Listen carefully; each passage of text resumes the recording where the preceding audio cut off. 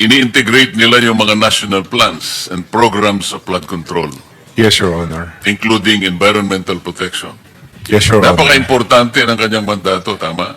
Opo, tama po, Your Honor. Pero sa tagal nila sa inyong departamento, wala kong nakitang sino man na tumestigo sa committee ito na sila'y nakipag-coordinate o sila'y pinuntahan, for example, ng DPWH sa paggawa ng napakaraming flood control projects. Kasi kung hindi mo isasaalang-alang ang mandato nito na siya pala yung gagawa ng master plan to integrate a comprehensive master plan, lahat ng gagawin ng DPWH mula ng pagdating ni Ferdinand Magellan sa ating bansa hanggang ngayon, walang mangyayari sapagkat hindi sila konektado. Tama? Tama po, Your Honor. Kaya failure ang ating mga flood control projects. Hindi dahil sa maraming, napatunayan na natin ang maraming katiwalian, ang maraming korapsyon, ang lawak at ang lalim, kasing lalim ng mga baha na dumating sa ating bansa. Ito yung isa sa hindi nakita o ayaw tingnan ng DPWH sa mahabang panahon. Paano kayo makapaglalatag ng matino at katanggap-tanggap at makakapagprotekta sa mga komunidad ng ating bansa kung hindi sila integrated?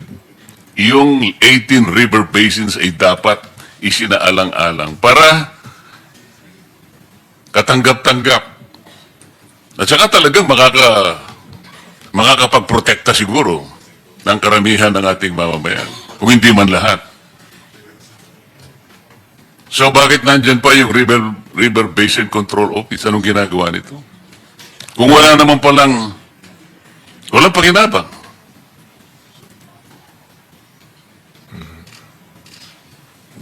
Your Honor, ang alam ko po, may mga proyekto din po kami na related po sa pag-manage po ng ating mga major river basins.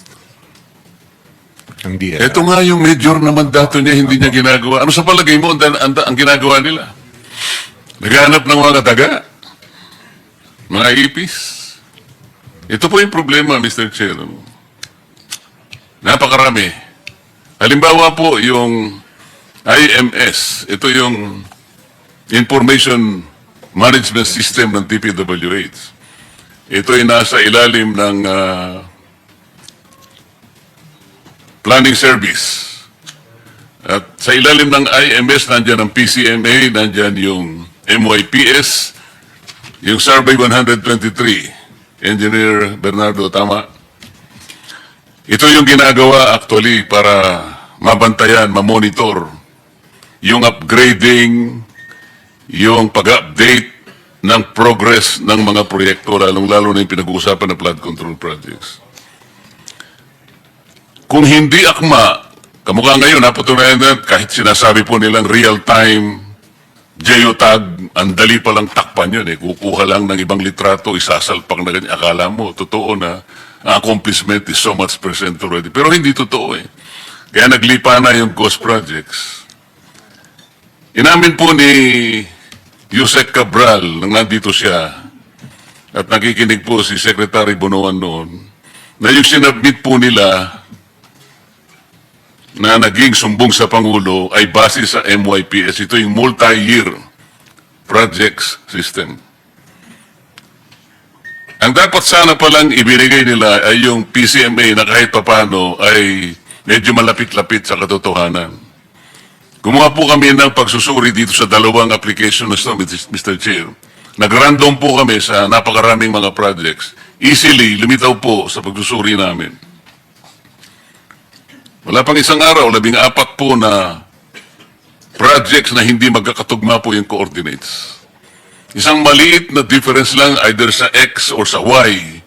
Alam po ninyo ang variance na nakita namin, discrepancy, mula sa maliit na about 67 meters to about 700 meters. Yusek Bisnar, sa harap ng napakalaking deviation ng mga coordinates, gusto po namin matukoy talaga kung ilan ang bilang ng ghost projects. Pero kung pagbabasihan po ninyo yung maling input na ibinigay, sapagkat ito ay nakabase sa MYPS, pati kayo may liligaw din yan Di ko alam kung paano nyo gagawin. Ito nga po hindi talaga real time Walang satellite pala ang DPWH, kaya nga nung pagdinig ng Philippine Space Agency na imungkahi nga namin tulungan mo na nga ang DPWH, baka kayo makakonekta kayo talaga ng direkta ng satellite Kasi po yung pag-update ninyo, Yusek Bisnar, once a month, at the end of every month. So yung galaw lang ng isang kakasangkapan lang ng encoder, yung inyong project manager doon sa baba, pipihit niya lang. Wala na, sarado na yun. Paano nyo susubaybayan lahat ito? Pinag-uusapan natin halos 9,000 flood control projects. Sa harap po ng katotohanan, napakaraming applications. Meron pa po kayong CPES. Yung CPES nyo ay Constructors Performance Evaluation System. Na kung saan tinitingnan ninyo ang bawat aspeto, kung sino talagang magaling gumawa, kung sino. Pero lahat ng ito nawala na sa isay. Yung lalim, yung lawak, ang nakita nating katiwalian at korapsyon, hindi na mapasusubalian kahit kailan.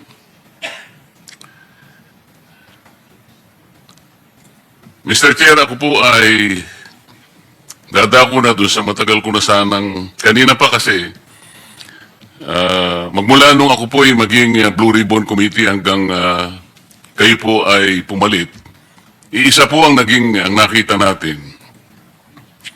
Hanggang ngayon, nakita natin yung sa magitan ng testimonies ang napakarami pong tinawag natin dito.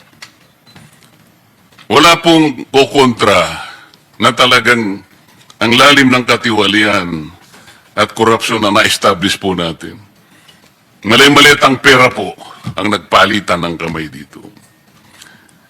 Tinitingnan ko po yung ating Senate Blue Ribbon Rules. May I refer to Section 5 o Article 5, Section 3, Mr. Chair.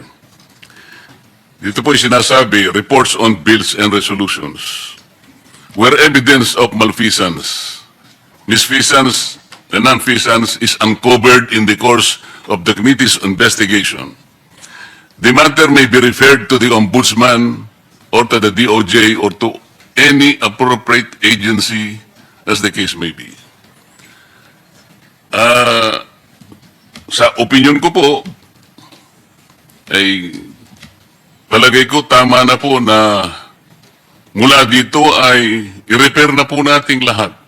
Sapagkat yun po yung ating tuntunin. Nandito nga po yung ating Prosecutor General hindi ko pa nga alam ba't nandito siya sapagkat i-repair naman namin sa inyo Ito po yung tuntunin dito Hindi kami makikipag-compete sa inyo sapagkat kami strictly in aid of legislation.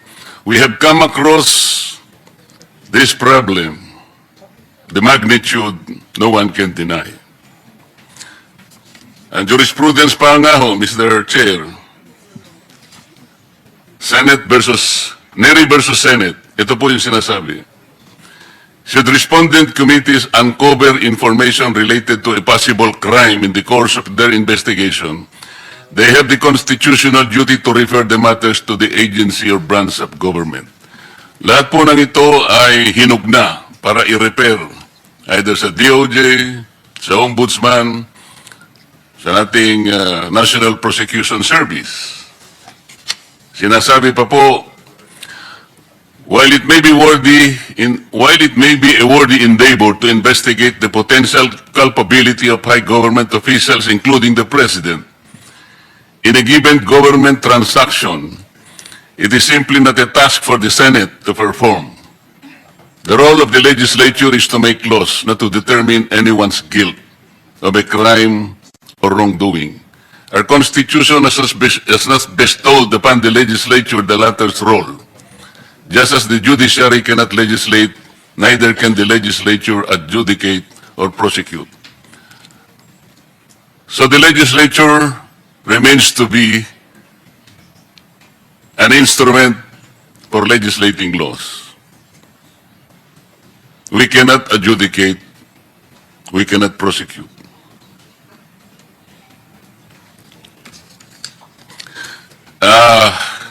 Siguro po alam na ninyo, Mr. Chair. Hindi ko po alam anong oras, but I think earlier hours, nagpadala yata former Congressman Saldico a video recording. At dyan po ay napakarami niyang sinasabi na aligasyon, ngunit hindi po pwedeng hindi bigyan po ng atensyon.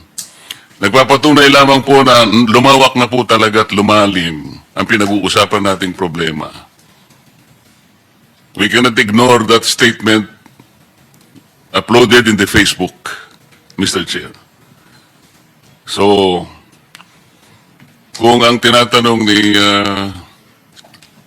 Senator Sherwin kanina na pinipilit na sinasagot ni Prosecutor o General Prosecutor, Prosecutor General Padulyon, sino po ba yung pinoprosecute natin ngayon?